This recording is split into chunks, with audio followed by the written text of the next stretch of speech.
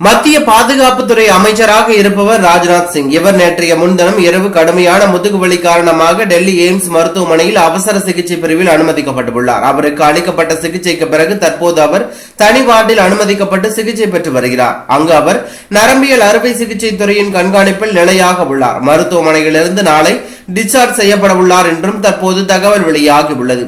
பாதுகாப்பு அமைச்சர் ராஜ்நாத் சிங்கிற்கு எம்ஆர்ஐ நரம்பியல் அறுவை சிகிச்சை நிபுணர் மருத்துவர் அமோல் மேற்பார்வையில் சிகிச்சை அளிக்கப்பட்டு வருகிறது. மேலும் அவரது உடல்நிலை குறித்து நரம்பியல் துறை இன்னும் கூடுதல் தகவல்களை வழங்கவில்லை. மத்திய அமைச்சர் ராஜ்நாத் சிங் ஆந்திராவில் சமீபத்தில் நடந்த லோக்சபா தேர்தல் பிரச்சாரத்தின் போது இதே போன்று முதுகில் வலி ஏற்பட்டு மருத்துவமனையில் அனுமதிக்கப்பட்டார் என்பது குறிப்பிடத்தக்க ஒன்றாகும்.